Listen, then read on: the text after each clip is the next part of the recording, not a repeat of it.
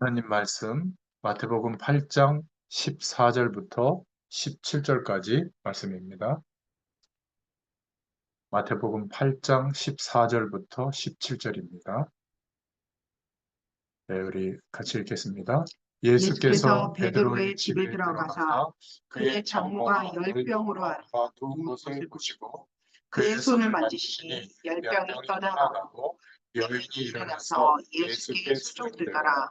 저 저녁에 몸에 사람들이 사람들이 귀신 귀신 들린 들린 자를 자를 많이 많이 데리고 데리고 예수께 예수께 오거늘 오거늘 예수께서 예수께서 말씀으로 말씀으로 귀신들을 귀신들을 쫓아내시고 쫓아내시고 병든 병든 자들을 자들을 다 다 고치시니 고치시니 이는 이는 선지자 선지자 이사야를 이사야를 통하여 통하여 하신 하신 말씀에 말씀에 우리의 우리의 연약한 연약한 것을 것을 친히 친히 담당하시고 담당하시고 병을 병을 짊어지셨도다 짊어지셨도다 하며 이루려 하는 하심이더라. 말씀하십니다. 아멘. 예. 네, 오늘 마태복음 8장 14절부터 17절의 말씀을 통해서 병을 짊어지신 예수라는 제목으로 어, 은혜를 나누겠습니다. 어, 우리가 살아가는데 많은 일들이 있지만 질병 때문에 어려움을 겪을 때가 있습니다.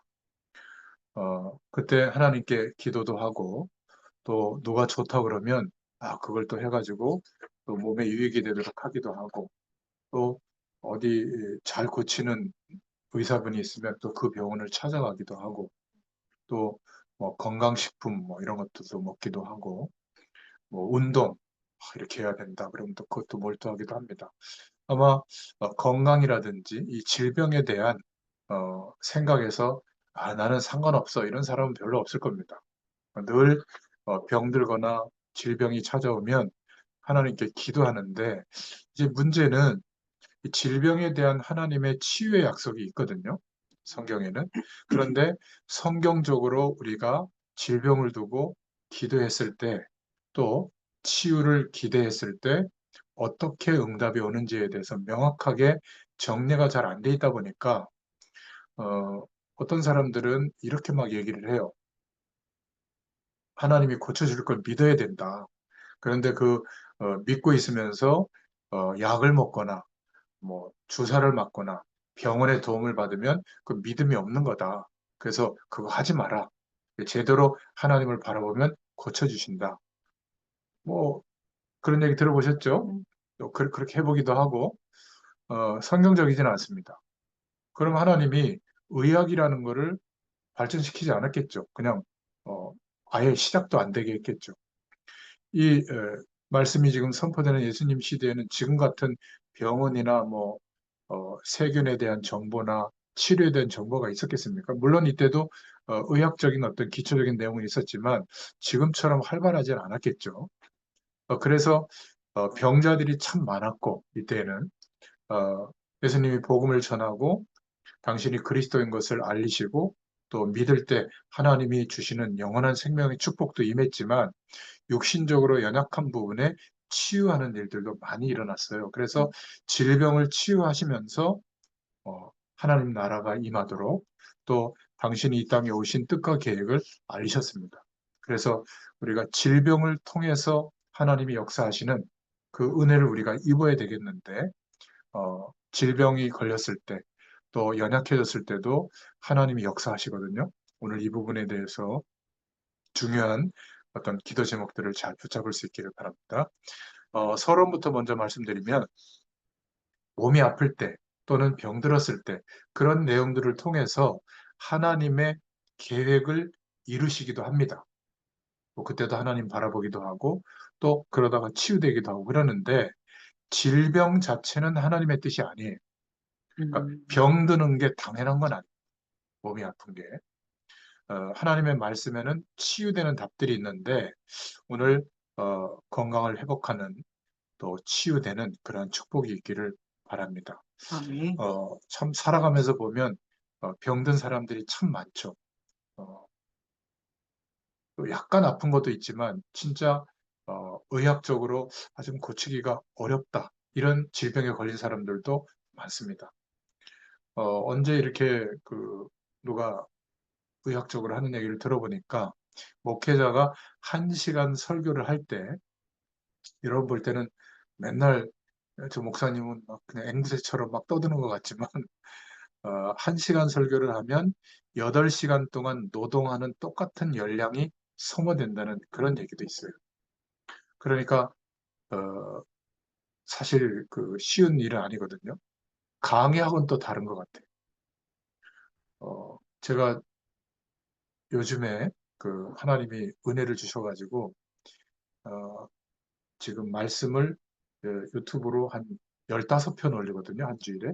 새벽 예배를 매일 하니까. 그것만 해도 6편이잖아요. 주일 설교하죠. 그다음에 또 현장 예배에서 또 말씀 전하죠. 이러니까 그거를 다 지금 기록으로 남겨서 올리잖아요. 그러니까 15편, 14편, 15편 이렇게 돼요. 그럼 한 달이면 몇 편이 될까요? 한 60편 되는 거 아니에요? 그러니까 어, 굉장히 뭐라 그럴까? 저도 모르게 이렇게 열량을 소비하고 있는 것 같아요. 근데 사실은 30년 정도 조금 더 그렇게 인도받고 있거든요. 거의 뭐 다른 분들보다는 비교하면 별거 아니지만 거의 매일 말씀을 심부름하고 있다. 현장에서 이렇게 볼 수 있는데 물론 가끔 아프기도 합니다. 그런데 어, 뭐 병원에 아주 심각하게 입원했다. 그런 적은 없고요. 지금까지 하나님의 은혜로 이렇게 말씀을 전달하는 사역을 지속하고 있습니다. 여러분, 정말 하나님이 우리에게 주신 가장 큰 뭐라 그럴까 축복이 뭐냐면 기도할 수 있는 힘이거든요. 정시로, 무시로 기도의 힘을 가지고 있다면 이 기도의 힘은 다른 게 아닙니다. 기도를 많이 하는 것도 중요하지만 더 중요한 것은 성령 하나님이 나와 24시간 내 안에 영으로 함께하고 계시다. 이게 계속 인정되고 그래서 함께 하시는 주님을 바라보고 있는 상태가 되는 것, 이게 기도예요. 이게 되어져서 기도 행위를 하는 거거든요. 근데 이거는 안 되어져 있는데 기도만 하는 분들이 있어요. 기도 행위만 하는 분. 이거 해주세요. 저거 해주세요. 막 부르짖기도 하고 눈물을 뽑으면서 기도하기도 하고. 그런데 성령으로 창조주 하나님이 영으로 나와 늘 함께하고 있다는 것은 가끔 알게 돼요. 아주 어려울 때나 기적 같은 일이 생겼을 때나 그게 아니라 어려워져도 편안해도 늘 함께 하신다는 게 인정되어져서 함께하는 주님을 성령 하나님을 바라보는 상태가 늘 유지되고 있다. 그게 기도의 사람이에요. 기도의 정상에 올라가 있는 거거든요. 그러면 특별한 기도 행위를 많이 하지 않는데도 주님을 바라보고 살고 있잖아요. 성령으로 함께 하신 하나님을 의지하고 바라보고 물어보고 인도받으려고 이렇게 살고 있거든요. 그럼 어떻게 될까요? 나는 연약하고 부족한 상태에 있을지라도 하나님의 역사하심이 나타나요. 그게 응답인 겁니다. 뭐 돈을 좀 많이 벌게 됐다. 문제가 있는데 해결됐다. 뭐 질병이 고쳐졌다. 그것도 응답이지만 하나님께서 늘 함께 하시는 그 역사하심이 내 삶에 동반돼 있는 거예요. 나타나는 거예요. 그걸 나도 보고 나와 함께하는 사람도 보는 게 응답이거든요. 예수님이 우리에게 알려주신 기도는 바로 그거예요. 근데 거의 다 기도의 정상에 올라가지 못하고 자꾸 뭘 내놓으라는 거예요. 또 아시죠? 내가 지금 힘드니까 빨리 나를 도와서 나를 편안하게 잘 되게 하세요. 뭔가 이렇게 나를 돕는 일꾼 정도로만 생각해요. 성령 하나님을. 그런 것은 아니죠. 그래서 오늘 말씀에도 보니까 이사야서 54장에 나온 말씀을 다시 이야기하면서 이사야를 통해서 하신 말씀에 우리의 연약한 것을 친히 담당하시고 병을 짊어지셨도다 함을 이루려 하심이로라 하면서 오늘 네 종류의 환자들, 질병 걸린 사람들을 치유하는 내용이 오늘 마태복음 8장에 보면 나오고 있어요. 그 중에 마지막 마지막이 아니라 세 번째 그 베드로의 장모가 열병으로 앓아놓은 그거를 치유하는 장면을 오늘 본문으로 읽은 겁니다. 원래는 1장부터 17절까지 다 읽어야 되는데 길어서 이렇게 줄여서 본문을 택한 겁니다. 그래서 오늘 기억하셔야 될 것은 서론의 첫 번째로 질병이 왔을 때 질병을 통해서 하나님의 은혜를 받을 수도 있습니다. 또 질병을 통해서 기도하다가 하나님이 함께 하시는 그 은혜를 체험하면서 믿음이 생길 수도 있어요. 그런 면에서는 질병이라는 게 병든 게 축복일 수도 있죠. 또 질병을 통해서 기도하다가 하나님의 뜻과 계획을 찾고 이룰 수도 있습니다. 어떤 사람은 예수 안 믿었는데 심각한 병에 걸려서 뭐 기도하다가 예수님 찾다가 예수님 믿게 되는 그런 경우도 많죠. 그런 면에서는 뭐 질병도 축복일 수 있습니다. 그러나 그 질병 자체는 하나님의 뜻이 아니에요. 어, 하나님이 만드신 창조하신 에덴 동산과 또 우리가 앞으로 가야 될 본향 천국에는 질병이 없습니다. 이 질병은 언제 시작됐냐면 하나님과의 언약이 파괴되고 난 뒤에 언약을 놓치고 사단이 제시하는 다른 선택을 한 그때 언약 실패 이후에 하나님 떠나면서 온 문제가 질병이에요. 자, 그렇다면 예수님께서 그리스도 되어 주신 것은 모든 문제를 해결하신 거거든요. 역시 질병도 고쳐 주시는 겁니다. 왜죠? 담당하셨다고 해서 우리 연약한 것을 예수님도 병을 고쳐 주시면서 복음을 전하신 겁니다. 영혼 구원과 육신 치유와 여러 가지 평안을 약속해 주셨죠.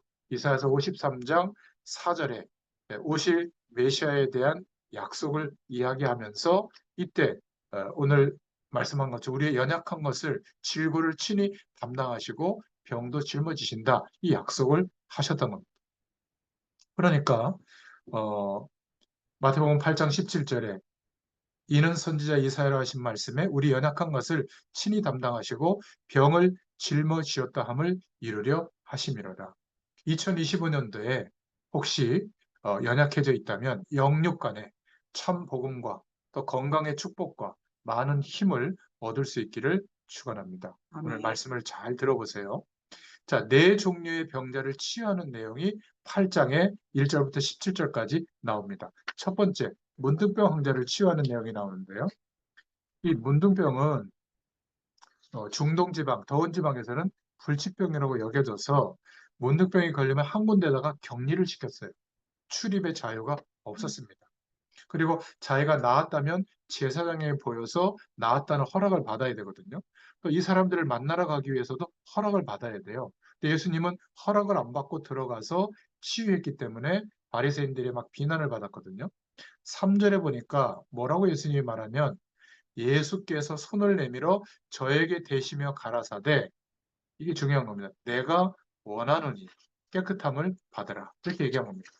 이 문둥병자도 중요한 신앙 고백을 했는데 2절에 보면 8장 2절에 문둥병자가 나와 절하고 가로되 주여 원하시면 저를 깨끗게 하실 수 있나이다.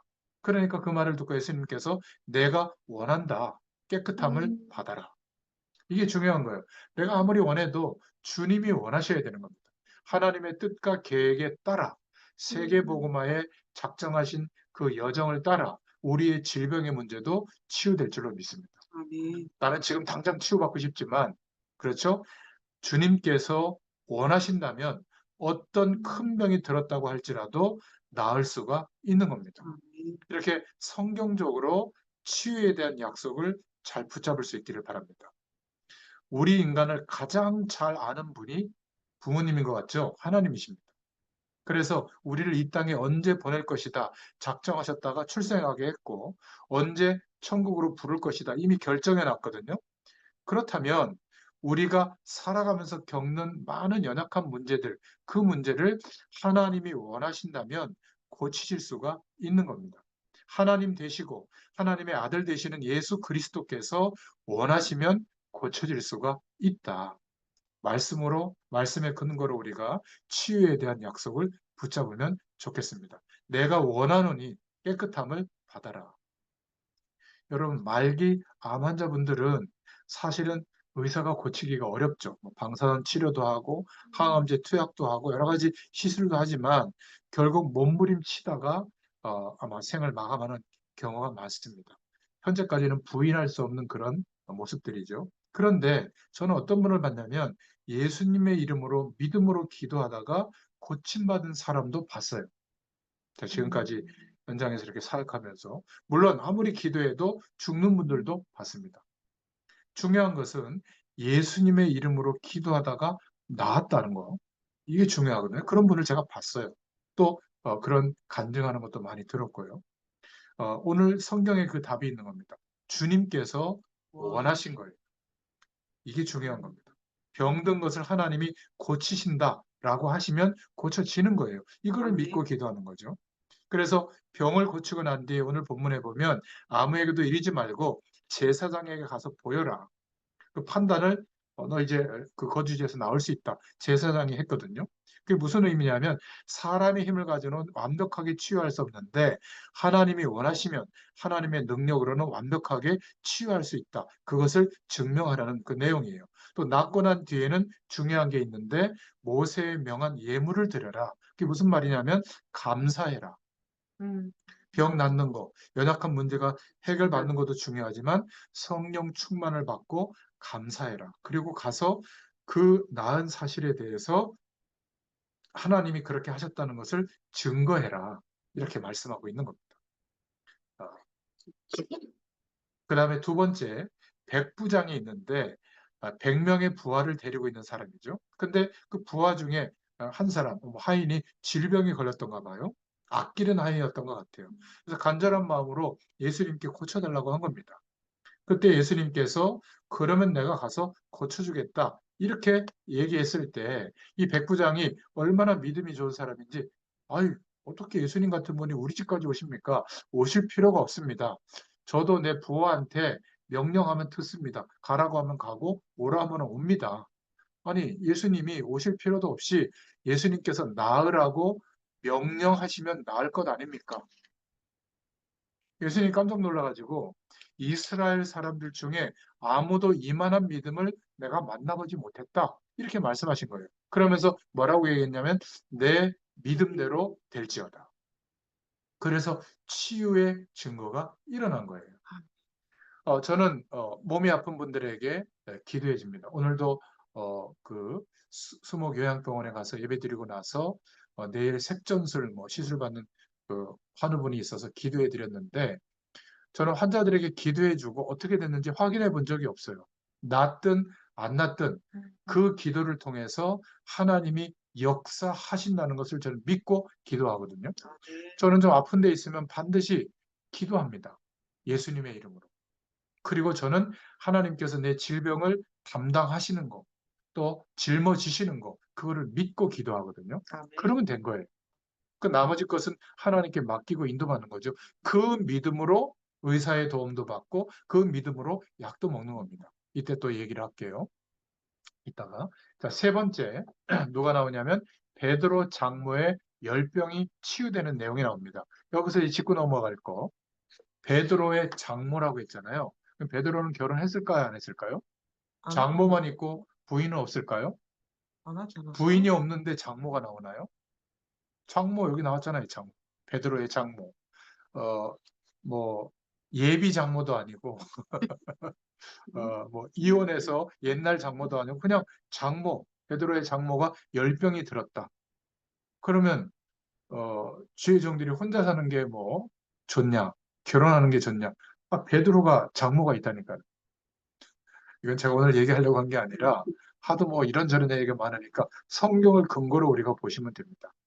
자, 그런데 예수님이 오셔서 베드로 장모의 손을 만졌는데 열병이 떠나갔다고 하면 우리가 예수님의 이름을 부르면서 기도할 때 어떤 일이 벌어지겠어요? 이게 중요한 겁니다. 예수님이 그냥 손을 만진 정도인데 우리가 우리를 구원하신 예수님의 이름으로 기도한다. 문제를 두고 어떤 일이 벌어지겠습니까? 믿음을 가지고 주님을 부를 때 성령께서 역사하시고 흑암 세력은 꺾일 줄로 믿습니다. 그렇죠? 그러니까 손을 만진 정도만 예수님이 어떤 행위를 하셨는데 열병이 떠나갈 정도면 우리가 예수 그리스도로 성령으로 충만한 상태가 된다. 어떤 일이 벌어지겠냐? 그 말이에요. 그죠? 자, 네 번째 질병의 케이스가 나오는데 마태복음 8장 16절을 보면 귀신 들린 자를 데리고 왔다. 그러니까 귀신들을 쫓아내시고 병든 자를 다 고치시니 그랬습니다. 성경에 나와 있기 때문에 귀신이 들려서 드는 병도 있어요. 영적인 질병이라고 하죠. 그러니까 다 귀신 들린 게 아닙니다. 그러나 어떤 병은 귀신이 역사해서 오는 병도 있는 겁니다. 그런데 뭐 베레아라고 하는 단체인가요? 어떤 단체에서는 모든 병은 귀신 들린다. 그래서 자꾸 축기하는 거예요. 막 이렇게 뭐 나와라 들어가라 막 이렇게 하는데 너무 그렇게 신경 쓰지 마시기 바랍니다. 물론 귀신이 역사에서 오는 병도 있습니다. 그래서 저는 혹시 어, 제가 아프거나 할 때 그 질병을 통해서 역사하는 귀신의 세력이 있을 수도 있잖아요. 그래서 분명히 예수 그리스도의 이름으로 더러운 병마의 세력은 떠날지어다라고 선포하고 기도해요. 그렇잖아요. 혹시나 흉악한 병을 가지고 올 수도 있을 거 아니에요? 귀신을 쫓아내니까 병든 자가 나았다. 저는 이런 경우를 봤어요. 특별히 그런 질병에 대해서 기도한 게 아닌데 복음의 말씀을 전하고 왔는데 해결됐다는 그 얘기를 들었어요. 그러니까 예수 그리스도를 증거했는데 이 사람이 예수 믿고 구원만 받은 게 아니라 병까지 낫는 경우가 있는 겁니다. 왜냐하면 귀신이 역사에서 온 병은 낫죠. 귀신이 떠날 수밖에 없으니까. 성령이 함께하는데 어떻게 귀신이 같이 거할 수가 있겠어요? 불가능하죠. 그러면 동시에 가지고 역사했던 영적인 질병은 떠나는 것이 정상입니다. 그죠? 그런 면에서는 귀신에 대한 어떤 내용들을 쫓아내고 병든 자를 고치는 이 내용을 이해할 수가 있는 거죠. 그래서 오늘 이 치유에 대한 네 가지 케이스를 정리하자면 8장 1절부터 17절의 말씀을 정리하자면 이런 답이 나오는 겁니다. 치유에 대해서 주님께서 원하시면 나을 수 있다. 그게 어떤 사람은 치유되기도 하고 어떤 사람은 여전히 치유 안 되기도 하는 그런 가름인 것 같아요. 그리고 주님이 그리스도께서 명령하시면 어떤 질병도 나을 수 있다. 그죠? 백부장의 하인이 나온 것처럼. 또 그리스도께서 손을 잡았는데 열병이 떠났다는 말은 우리가 예수 그리스도로 충만해지면 질병을 이길 수가 있는 겁니다. 질병 속에 있어도 연약해지지 않고 오히려 질병과 싸워서 극복할 수 있게 되는 거죠. 또 말하자면 성령 충만하면 될 수 있는 겁니다. 또 어떤 병은 귀신을 쫓아냈더니 즉각 낫는 병도 있는 겁니다. 자, 이런 것을 두고 오늘 큰 두 번째로 성경적인 치유는 어떤 것인가? 어떻게 치유해야 될 것인가? 그 첫 번째입니다. 의사, 약사의 도움을 거절하지 말아야 돼요. 의사와 약사, 병원, 의술은, 의학은 종교적인 내용을 가지고 치유하는 내용이 아니에요. 그죠? 그동안 어떤 의학적인 방법을 가지고 많은 환자들을 시술을 하고 치유를 해보니까 이렇게 하니까 안 되네? 이렇게 하니까 치유가 되네? 이런 정보와 데이터들이 모아져 가지고 학문적으로 결과가 나온 거예요. 그러니까 그 결과적인 지식을 가지고 치유하는 거기 때문에 그거는 도움을 받아야 되는 거예요. 하나님이 그거를 허락하신 거잖아요. 그죠? 하나님은 의사와 약사, 또 병원, 또 의학적인 방법으로 역사하도록 하나님이 축복하시는 거예요. 마치 예수 잘 믿는 사람들도 아닌데 예수 믿는 것처럼 막 믿음을 위해서는 모든 걸 거절하고 막 기도만 해야 된다. 성경적이지 않아요. 또 어떤 단체에서는 얘기해야 되겠 여호와 증인 같은 데서는 수혈하면 안 된다. 그래가지고 이 사람 수혈하면 사는데 수혈을 안 받아서 죽는 사람도 있어요. 왜 그런 줄 알아요? 구약에 보면 성경에 피 먹지 말라고 했다고. 피째 먹지 말라고 하잖아요. 그 레위기에. 그래가지고 수혈도 안 받는 겁니다. 근데 문자적으로 따지면 피를 먹지 말라고 그랬지 피 받지 말라고 그랬어요? 그렇게 문자적으로 그렇게 해석을 한단 말이죠. 수혈해야 되는 수혈해야 되는 병이 수혈을 못해서 그러면 다 죽어야 되는가? 아니에요. 의사의 지시를 받으면 되는 겁니다. 어떤 사람이 병원에 누워서 제가 신방 갔더니 목사님 병원에서 이렇게 하라고 하는데 내가 이렇게 해야 됩니까? 아니면 저렇게 해야 됩니까? 물어보더라고요. 그러니까 간단하게 답해줬죠. 의사의 지시를 받으세요. 그러면 됩니다. 아니 의사가 종교적인 방법 말씀으로 치유하는 게 아니잖아요. 그 도움을 받으면 돼요. 기도하면서. 그러나 더 중요한 게 있습니다. 두 번째로 믿음이에요. 우리의 모든 질병도 주님이 담당하시고 우리를 구원해 주셨다. 그래서 기억하셔야 될 것은 우리가 원래는 하나님의 형상대로 창조되어졌단 말이에요. 하나님을 떠나서 출생했기 때문에 지금 알고 있는 내 모습이란 말이에요. 사람들의 모습. 그러나 예수 그리스도로 말미암아 생명이 회복되어지면 하나님의 형상도 회복되어진 줄로 믿습니다. 자, 그렇다면 하나님이 인간을 창조할 때 우리 인간의 몸속에 하나님의 능력을 심어놨어요. 스스로 치유할 수 있는 능력이 대단합니다. 여러분, 그 외과 의사가 이렇게 머리를 열어보면 아주 실피죽 같은 게 막 세밀하게 연결돼 있대요. 그래서 어떤 거는 감히 손을 못 댄답니다. 너무 아주 그냥 미리미 작은 그 핏줄이라서. 근데 자기들끼리 막 그 문제가 생긴 핏줄들이 붙어가지고 치유한대요. 이 뇌 자체가. 우리가 의학적 도움을 안 줘도. 여러분 뼈 부러본 적 있으잖아요. 어디 부러져가지고. 그러면 깁스를 하고 나면 뼈와 뼈 사이를 이렇게 붙여놓잖아요. 그러면 그 사이에서 접착제 같은 물질이 나와가지고 뼈가 굳고 생성되잖아요. 그러니까 우리 몸속에는 우리가 상상하지 못할 치유의 능력을 하나님이 심어놨어요. 그래서 하나님 모르는 사람들은 뭐라고 얘기하냐면 면역력이라고 하잖아요. 근데 면역력을 아주 능가하는 굉장한 능력이 있는 겁니다. 근데 문제는 병들어서 죽겠네. 이제 끝났네. 이렇게 낙심하고 실망하고 염려하면 그 병은 악화돼요. 그런데 믿음의 사람은 주님께서 내 질병을 담당하셨다. 이렇게 믿음으로 의사의 도움을 받고 운동도 하고 건강식품도 먹고 아니면 그러지 못할지라도 하나님께 믿음으로 기도하고 이러면 오히려 우리 몸의 치유의 능력이 배가가 돼서 그렇게 의학적인 도움을 받거나 건강식품이나 운동의 도움을 받을 때 치유하는 능력이 배가가 될 줄로 믿습니다. 이게 굉장히 중요해요. 그러니까 몸 안에 있는 힘이 감기하고 싸워서 이기는 날 감기를 이기는 거잖아요. 약은 왜 먹죠? 도와주는 겁니다. 그 싸워서 이기도록. 그러니까 중요한 것은 우리 몸 안에 있는 그 힘이 이겨야 되는 거예요. 그렇잖아요. 근데 약물로만 연명한다. 그럼 약물 중독이 되죠. 약물을 우리 몸속에 안 넣으면 계속 그 병을 못 이기는 게 되잖아요. 그래서 어떤 면에서는 자연 치유요법 이런 것도 얘기하는 게 그런 의미가 있는 겁니다. 그래서 중요한 것은 우리는 복음적으로 해석해야 되는데 두 번째 성경적 치유가 믿음에는 치유의 능력이 따른다는 거 기억하시기 바랍니다. 세 번째 성경적 치유의 내용 중에 중요한 것은 이것보다 더 강한 힘이 성령의 충만함을 입는 거예요. 하나님이 우리와 함께 하시는 것을 24시간 살아갈 때 인정하고 주님을 바라보는 상태가 되는 것, 이게 성령 충만이에요. 성령 충만 이랬더니 막 몸이 뜨거워지고 막 방언 기도가 터지고 막 무슨 안수를 했는데 막 기적적인 일이 일어나고 그거는 영적인 현상을 경험했을 뿐이지 성령 충만하고는 결이 좀 다른 거예요. 영적 현상을 본 겁니다. 그 영적 현상은 무속인도 체험하고요. 불교 사이비들도 체험하고 저 모슬렘 사이비들도 체험해요. 천주교 신비주의도 체험하고 있거든요. 영적 현상은 어디에나 있습니다.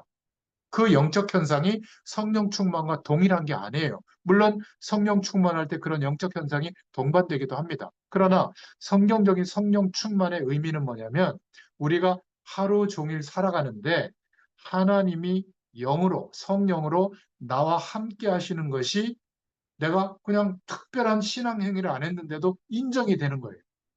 그럼 어떻게 될까요? 이 사람은 주님을 바라보겠죠. 그리고 하나님이 뭘 원하실까?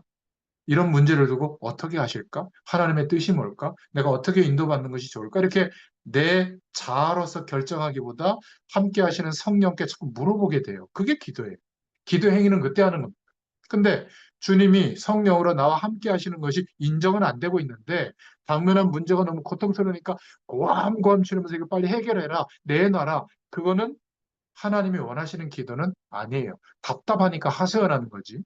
그래서 성령의 충만을 입고 기도할 때 영적인 문제는 당연하고 육신적인 문제하고 영적인 축복이 연결되거든요. 그때 육신의 문제도 치유될 줄로 믿습니다.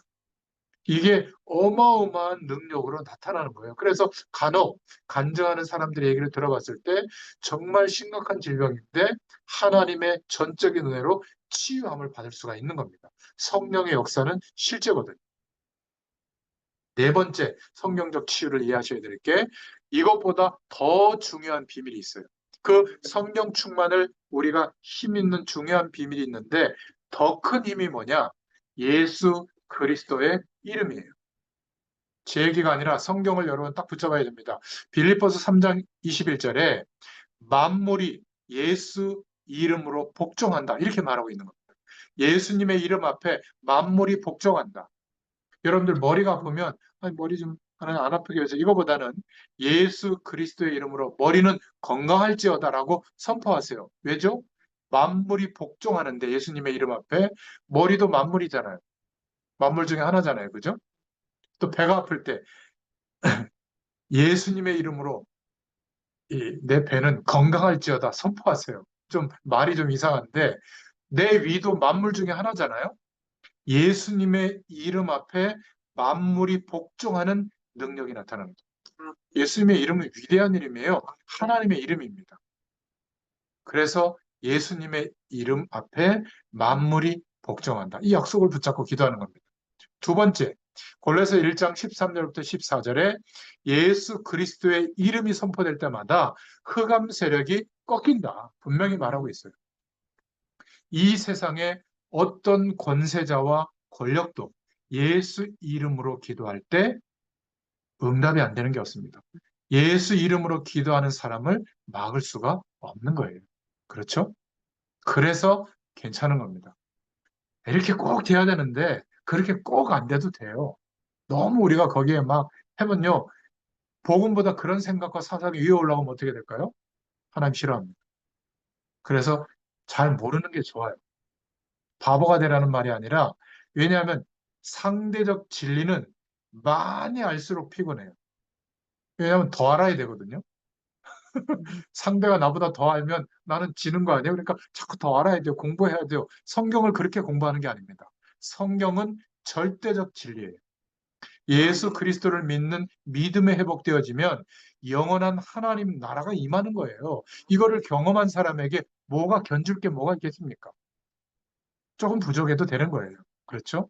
흑암 세력이 예수 이름 앞에 꺾이게 되는 이름인 줄로 믿습니다. 그 이름으로 기도한다 그 말이에요. 요한복음 14장 14절에 예수님의 이름으로 기도하면 어떤 기도도 응답된다. 예수 그리스도는 천국 문을 여는 열쇠다. 하나님 나라의 배경을 여는 열쇠다. 어떤 의미죠?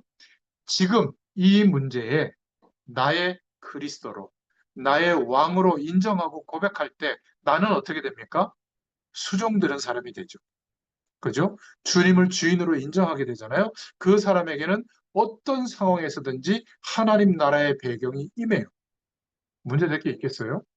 이 축복이 경험되어지면 괜찮은 겁니다. 그리고 내가 그렇게 악착같이 중요하다고 생각했던 그런 기준이 시시해지는 거예요. 시시해져야 다른 사람의 얘기도 들을 수 있잖아요. 시시해져야 용납도 되는 거예요. 그렇지 않습니까? 근데 안 시시한 거예요. 옛날 우리 왜 며느님들을 우리 어머니들이 쥐어잡죠? 내가 살아왔던 살림의 방법, 가정을 돌보는 방법이 최고 맞다라고 생각하는 거예요. 근데 그 눈으로 보니까 형편없는 거예요. 그럼 어떻게 돼요? 이 상태까지 끌어올리려고 사실은 좋은 마음으로 하는 건데 말을 듣습니까? 그러니까 막 악착 같은 막 그런 일들이 벌어지잖아요. 근데 예수 이름으로 기도하면서 하나님이 함께하는 축복을 경험해 보잖아요. 별거 아니구나. 이렇게 생각되면 어떻게 돼요? 괜찮은 겁니다. 뭐, 받침대를 놓고 먹든 그냥 먹든 쟁반에 갖고 오든 안 갖고 오든 물론 제대로 삶을 살면 좋지만 그게 뭐 그렇게 크게 문제되지 않죠. 어떤 분은 저한테 아니 동일한 영상을 계속 찍는 거예요. 그러더라고요. 왜냐하면 같은 옷, 같은 넥타이, 같은 안경, 뭐 머리도 8대2, 7대3 가르마로 항상 이러고 나타나니까 제가 거의 저 옷 있어요. 근데 옷 있는데 익숙한 그 뭐라고 유니폼이라고 생각해가지고 익숙한 거를 계속 입다 보니까 이렇게 됐는데요. 오해하지 마시기 바랍니다. 단벌 신사 아닙니다. 아무튼 여러분 우리가 정말 병들었을 때 정말 힘듭니다. 육신이 힘들면 정신적으로도 힘들고 영적으로도 깨어있기가 어렵잖아요. 그래서 하나님 제발 고쳐주세요 하는데 이때에도 성경적으로 치유하는 원리가 있다. 그래서 기억하시기 바랍니다. 세 번째, 병들었을 때는 성경적으로 치유해야 됩니다. 또 그 답을 알고 있어야 복음 전하는 굉장히 중요한 어떤 도구가 될 수가 있죠. 이때 기억해야 될 것. 하나님 모르는 불신자들도 무속인들을 불러다가 구슬하면 낫는 경우가 있습니다. 왜 나을까요? 귀신이 능력이 있어서 그래요. 귀신의 도움으로 낫는 거거든요. 그런데 문제는 그 뒤에 더 큰 문제가 덮치는 거예요. 그래서 성경에는 하지 말라고 한 겁니다. 점치는 사람 불러다가 그들이 말하는 대로 하면 병이 나을 수도 있거든요. 근데 어느 정도 적당한 시일이 지나고 나면 더 큰 문제가 사로잡아요. 그래서 하나님께서 하지 말라고 하는 겁니다. 오늘 주의 말씀을 잘 듣고 여러분이 기도할 수 있기를 바랍니다. 하나님이 원하시면 얼마든지 치유될 수 있음을 믿고 기도할 수 있기를 바랍니다. 성경적 치유는 첫 번째, 복음부터 확실히 깨달아야 한다. 복음을 확실히 깨닫고 받는 순간부터 사실은 주님께서 우리의 질병을 담당하시는 축복 속에 들어오는 거죠. 두 번째, 우상, 제사, 귀신 섬기는 것, 이런 통로를 먼저 차단해야 됩니다. 그리고 나서 세 번째로 믿음으로 성령 충만 달라고 기도하는 거예요. 그리고 예수 이름으로 기도할 때 그 속에는 엄청난 비밀이 있다는 거. 만물이 복종하는 일입니다. 자, 이런 상태에서 이 기도 속에서 의사나 약사나 병원의 도움을 받으면 치유가 굉장히 빨리 되겠죠. 그죠? 이것으로 끝나는 게 아니라 병들었을 때는 하나님이 허락한 거잖아요. 그렇다면 하나님의 계획을 발견하는 것이 중요해요. 저희 집사람도 저한테 항상 좀 근력 운동도 하고 좀 하라고 제가 그거를 좀 해야 되는데 저도 여러분하고 비슷해서 잘 못합니다. 근데 오늘 그 수목 요양병원의 그 의사 우리 박 집사님이 원장님이 그 당뇨 그 피검사 걸 얘기해 주더라고요. 뭐 조금씩 조금씩 많이 좋아졌는데 당뇨는 조금 더 운동하셔야 됩니다. 식사하면 꼭 걷거나 근력 운동을 꼭 하세요. 의사분의 얘기를 딱 들으니까 해야 되겠구나 이런 생각이 드는데요. 그러니까 이때부터는 뭔가 치유할 수 있는 응답도 오게 되고 또 그런 질병이나 연약함 때문에 하나님의 어떤 계획이 있다는 것도 깨닫게 되거든요. 또 병든 사람들을 볼 때 긍휼의 마음과 뭔가 이렇게 하나님의 축복을 어떻게 전달할 수 있을까? 그거 상관없어. 이게 아니라 공감할 수 있는 어떤 그런 상태도 되고 말이죠. 그리고 정말 우리가 병들었다면 기도하다가 하나님의 능력을 알 수 있는 유일한 기회가 왔다. 이렇게 여기는 것이 좋습니다.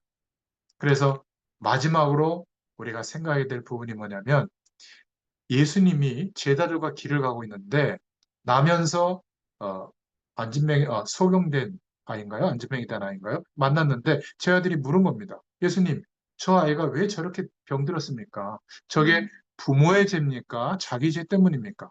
우리는 자꾸 병들었을 때 그런 틀린 생각을 하거든요. 내가 뭘 또 잘못해서 뭘 하나님이 회개시키려고 이렇게 했을까? 물론 그럴 때도 있겠죠. 그러나 성경적인 생각은 아닙니다. 부모의 죄입니까? 자기 죄입니까? 그러면 힘들어지거든요. 그때 예수님이 뭐라고 말씀하셨죠? 저 아이의 질병은 부모 죄 때문도 아니고 자기 죄 때문도 아니다. 저 질병을 허락하신 것은 저 질병으로 인해서 하나님께서 영광을 받으시기 위해서 그렇게 했다. 그러니까 예수 그리스도의 이름으로 하나님께서 하나님의 능력을 나타낼 기회, 그 기회를 주신 겁니다. 그게 올바른 생각이에요. 내가 병들었다면 이제 하나님의 능력을 체험할 기회가 온 것이고 내가 이렇게 믿음을 가지고 기도하고 병원과 의사의 도움을 받을 때 정말 하나님이 능력으로 역사하는구나. 여기에 대한 확신이 오게 될 줄로 믿습니다. 그래서 오늘 결론이에요. 성령 충만과 예수 그리스도의 이름으로 치유받기를 축원드립니다. 그래서 좀 적용하자면 여러분 이렇게 개인 예배를 드릴 때나 현장에서 이렇게 예배를 드릴 때나 여러분 공예배를 드릴 때나 하나님의 말씀을 받고 그냥 아멘하고 끝나지 말고 한 1분만이라도 기도하는 시간을 가져보세요. 하나님, 이 말씀대로 응답받게 하옵소서. 그죠? 그리고 성령의 충만함을 허락하여 주옵소서. 또 권세 있는 예수님 이름으로 질병을 꺾는 기도를 할 수 있기를 바랍니다. 그죠? 말씀에 임한 대로 하나님 나에게 성령의 충만함을 주시옵소서. 우리 가정과 우리 직장과 현장에 사명의 현장에 교회의 모든 저주와 흑암 세력 예수님의 이름으로 무너질지어다. 예배할 때마다 선포하시기를 바랍니다. 저는 새벽 예배 마치고 새벽에 참여한 분들 이름 한 사람 한 사람 불러가면서 제가 적어놓거든요. 또 복음의 교회 개척해서 지금 3주 됐는데 몇 사람 예배에 참석을 못합니다. 그러나 어쨌든 등록교인은 10명이에요. 예배 지난주는 4사람 참여했습니다. 하여튼 한 분 한 분을 제가 기도할 때마다 예배 마치고 항상 기도하거든요. 그러면 돼요. 여러분도 마찬가지입니다. 생각나는 사람, 품고 있는 기도의 대상자들을 두고 이때 기도하시면 됩니다. 그때 굉장한 하나님의 역사하심이 나타납니다. 여러분, 하나님의 성령이 언제 강하게 가장 역사할까요? 예배할 때입니다. 그리고 예배 드리고 나서 기도할 때예요. 어떤 분들은 요즘은 신방을 안 받으려고 피하는 사람들도 많더라고요. 몰라서 그래요. 신방 예배를 드릴 때 주의 종이 와서 그 집에 예배하신 하나님의 말씀이 임하게 하는 거거든요. 너무 축복의 시간이에요. 근데 요즘은 우리 집이 좀 누치해서 그런지 아주 안 받습니다. 한 절반 이상이 신방을 안 받으시려고 하더라고요. 그래서 카페에서 신방한대요. 만나가지고. 그것도 참 제가 옛날 사람이라 적응이 좀 안 되는 것 같아요.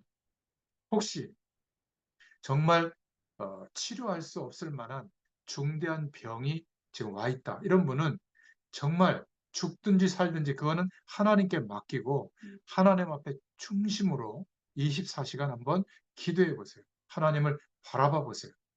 오늘 주 예수 그리스도의 이름으로 저는 기도합니다. 여러분에게 있는 질병, 저주, 모든 흑암 권세가 결박되고 떠날지어다. 네. 무너지게 되기를 축원합니다. 오늘 흑암 세력이 예수님의 이름으로 결박받고 떠날지어다. 기도해 보세요. 그러면 건강도 없고 모든 영적인 문제들도 해결될 줄로 믿습니다. 우리가 육신의 건강도 중요하지만 영적으로도 건강해야 되는 거예요. 병 들었다고 해서 질병에만 매여가지고 그것만 막 고쳐달라고 하지 마시고 오히려 질병을 통해서 기도를 배울 수가 있고요. 질병을 통해서 하나님의 능력이 어떠한 것인지를 알 수 있게 되는 줄로 믿습니다. 그래서 사실 육신적으로 병들면 힘이 빠지죠. 그러면 육신의 힘이 빠지면 다른 데도 힘이 빠집니다.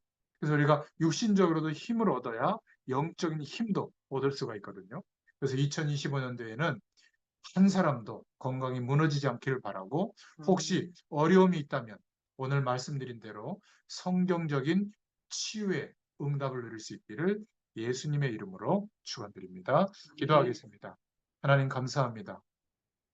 오늘 주신 말씀 그대로 응답받기를 소원합니다.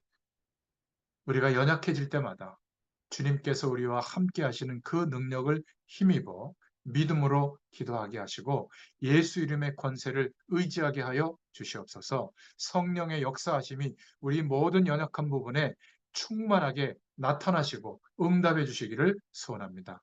그러면서 의학적으로 또 의사의 도움, 약사의 도움, 치료의 도움을 받을 때 여러 가지 운동과 또 건강식품과 또 몸에 좋은 상식들의 도움을 받을 때 하나님께서 역사하시는 축복으로 더욱 치유의 증거가 일어나도록 은혜를 베풀어 주실 줄 믿습니다. 감사드리며 예수님의 이름으로 간절히 축복하옵고 기도하옵나이다. 아멘. 아멘. 감사합니다. 알겠습니다. 예, 감사합니다. 할렐루야. 감사합니다. 감사합니다.